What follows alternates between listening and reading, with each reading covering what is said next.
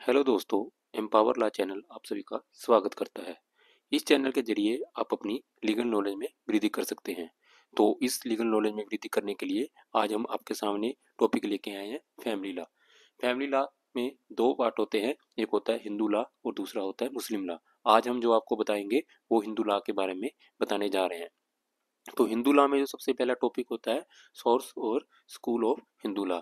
आप सभी को पता है कि आज जो हमारे पास हिंदू लॉ है वो एक कोडिफाइड फॉर्म में है, लेकिन ये हमेशा से ऐसा नहीं था। इससे पहले की अनकोडिफाइड फॉर्म में था और जो इसकी इंटरप्रिटेशंस की जाती थी वो हमारे एंशियंट टेक्स्ट के द्वारा की जाती थी। तो आज हम जानते हैं कि वो सोर्सेज कौन से थे जिनसे इसको इंटरप्रेट किया जाता था। तो आओ चलिए हम आगे बढ़ते हैं। जैसे आप सभी को पता है जो हिंदू लॉ है वो एक one of the world oldest legal system है और ये कई सालों से ग्रोथ करता आ रहा है और लगातार आज भी मॉडर्न इंडिया में ये ग्रोथ कर रहा है। जो सोर्सेज और स्कूल ऑफ हिंदू लॉ है ये हमें एक फाउंडेशन प्रोवाइड करते हैं ताकि हम इस कॉम्प्लेक्स लीगल सिस्टम को समझ सकें। अब सोर्सेज ऑफ हिंदू लॉ में दो तरह के सोर्स होते हैं, प्राइमरी सोर्स जिसे एंशियंट सोर्स भी बोला जाता है और सेकेंडरी सोर्स जिसे मॉडर्न सोर्स भी बोला जाता है। प्राइमरी सोर्स में हमारे पास चार तरह के सोर्सेज हैं, जैसे श्रुति वेदास बोला जाता है जिनको, स्मृतिज, धर्मशास्त्र और कस्टम। इसी तरह सेकेंडरी सोर्स में हमारे पास हैं digest and commentaries, statutory laws और जुडिशियल प्रेसिडेंट्स। अब हम आगे बढ़ेंगे primary source of Hindu law के। जो सबसे पहले श्रुति के बारे में हम यहाँ जानेंगे कि श्रुति क्या होती है। श्रुति का जो मीनिंग होता है वो होता है टू बी हेard, यानी कि जो वेदन है उनको जो उस टाइम के साधु संत उन्होंने जो सुना था उसको श्रुति बोला जाता है। तो ये क्या है, old and most sacred text of Hinduism है, जो हिंदुइज्म का सबसे पवित्र और पुरातन टेक्स्ट है ये। इसमें चार तरह के टेक्स्ट हैं, ऋग्वेद, यजुर्वेद, सामवेद और अथर्ववेद। और इन्हीं को इंटरप्रेट करके इनको इंटरप्रेट करने के बाद ये है जो फैसले सुनाए जाते थे। ये हमें गाइडेंस प्रोवाइड करता है हमारे धार्मिक, सामाजिक और हमारे नैतिक ड्यूटी के लिए। अब हम दूसरी बात करेंगे, वो है स्मृति। श्रुति के बाद जो आता है वो आते हैं स्मृति। स्मृति क्या होती थी, जो जो भी उस टाइम के साधु संत होते थे वो अपने शिष्यों को जो जितना उनको याद होता था वो उनको बताते थे। तो ये क्या है, ये सेकेंडरी स्क्रिप्चर्स हैं that expound on the principle let down in Veda, मतलब जो कि वेदा के प्रिंसिपल हैं उनके बारे में ये बताते हैं। इनकी जो एग्जांपल्स हैं उसमें मनु स्मृति है, याज्ञवल्क्य स्मृति है और नारद स्मृति हैं।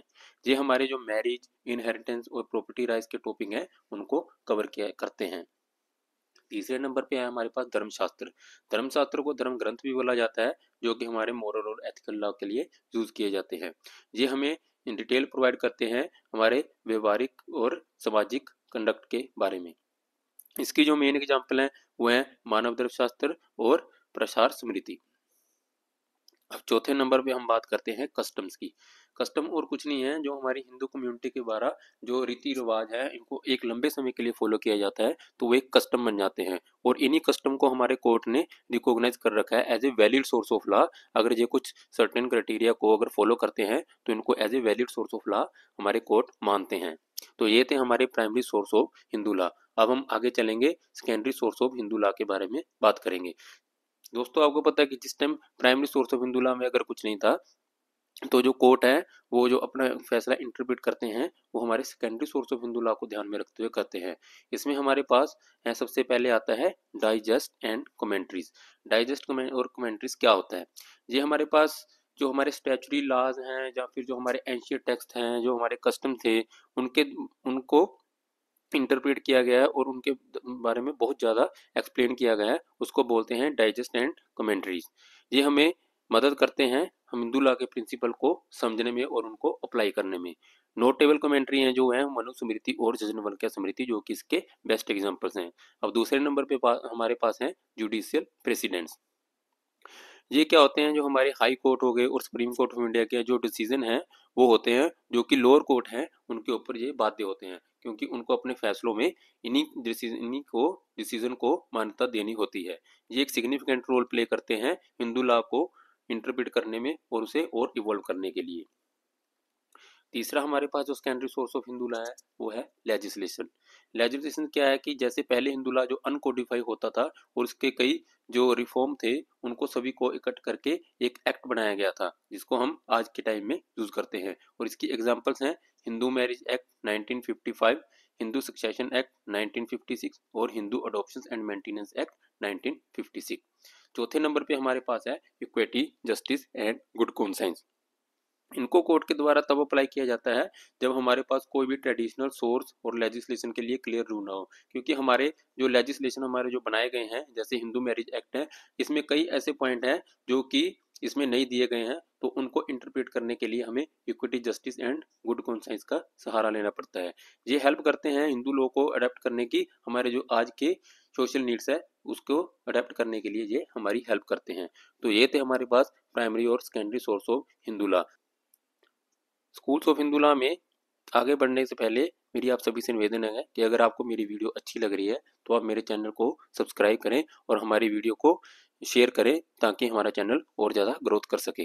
तो चलिए अब हम आपको स्कूल्स ऑफ हिंदू लॉ के बारे में, जिस तरह हमने आपको सोर्स ऑफ हिंदू लॉ के बारे में बताया है, इसी तरह स्कूल्स ऑफ हिंदू लॉ के बारे में बताएंगे। इसमें हमें सबसे पहले पता करना होगा कि ये स्कूल्स क्या है। स्कूल्स जो होते हैं कि जैसे कि जब हिंदू लॉ अनकोडिफाइड फॉर्म में था तो उसके लिए अलग अलग जो साधु संत उस टाइम के जो फिलोसफर थे उनके अलग अलग विचार थे, उन्हीं अलग अलग विचारों को स्कूल्स बोला जाता था। तो हमारे पास उस टाइम तीन तरह के स्कूल थे। एक तो होते थे मिताक्षरा स्कूल और एक थे दयाबाग स्कूल, और इन दोनों के अलावा भी कई स्कूल थे जिनको अदर स्कूल्स की कैटेगरी में डाला गया है। तो मिताक्षरा स्कूल में जो उसके सब स्कूल थे वो हैं Banaras school, Mithila school, Maharashtra school, Andhra school और द्रविड़ स्कूल। इसके अलावा जो अदर स्कूल हैं उसमें तीन प्रकार के स्कूल हैं, व्यवहार स्कूल, समवर्ता स्कूल और पराशरा स्कूल। तो चलिए अब हम मिताक्षरा स्कूल के बारे में जानकारी लेके हैं। जो मिताक्षरा स्कूल है, जो हमारी विजनेश्वरा की एक जजनवल्क्य स्मृति की उसकी कमेंट्री के ऊपर ये बेस्ड है, और ये पूरे इंडिया में सबसे ज़्यादा फॉलो किए जाते हैं, और सबसे ज़्यादा पूरे इंडिया में फॉलो किए जाते हैं except for some eastern regions. इनके की फीचर्स क्या हैं?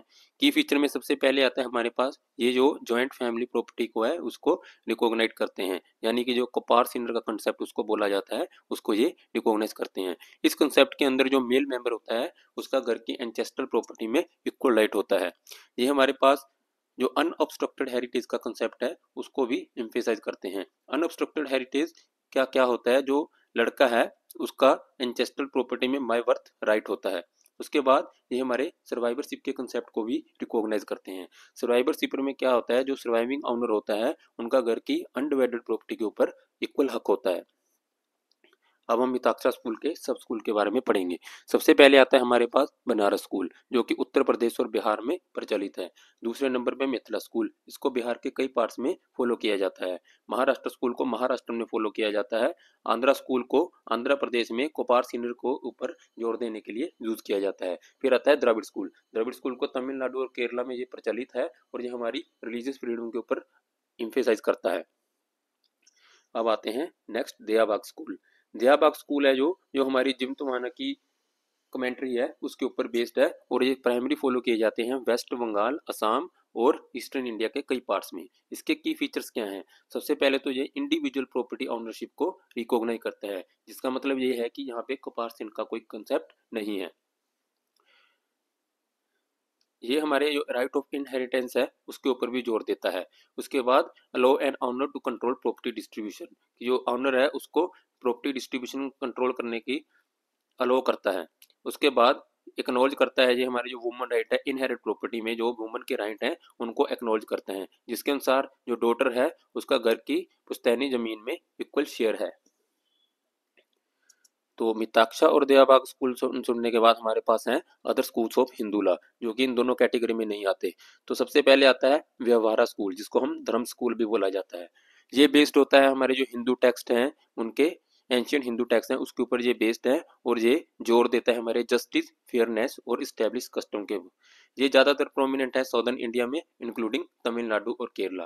दूसरा हमारे पास जो स्कूल है वो है समवर्ता स्कूल, जिसको हम स्मृति स्कूल भी बोलते हैं। ये बेस है समवर्ता स्मृति की टीचिंग के ऊपर, और ये इम्फेसाइज करता है हमारे कस्टम और इंडिविजुअल मोरालिटी के ऊपर। ये सबसे ज़्यादा प्रचलित है नॉर्थन इंडिया में इंक्लूडिंग उत्तर प्रदेश और बिहार। तीसरा और लास्ट जो हमारे पास स्कूल है वो है पराशरा स्कूल। ये पराशरा स्कूल जो साधु पराशरा थे उनकी टीचिंग के ऊपर बेस्ड है, और ये फोकस करता है हिंदू लॉ और रिचुअल्स के स्पेशल एक्सपेक्ट के ऊपर। तो आज हमने पढ़ा है सबसे पहले सोर्सेस ऑफ हिंदू लॉ, जिसमें हमने प्राइमरी और secondary sources of Hindu law पढ़े। उसके बाद हमने स्कूल्स ऑफ हिंदू लॉ पढ़े में स्कूल्स में हमारे पास मिताक्षरा स्कूल था और दयाबाग स्कूल था और कुछ अदर स्कूल थे। तो ये थी हमारी वीडियो हिंदू लॉ के बारे में। अगर आपको अच्छी लगी तो आप हमारे चैनल को सब्सक्राइब करो और इसको शेयर करो ताकि आगे से हम और वीडियो बना सकें। Thank you.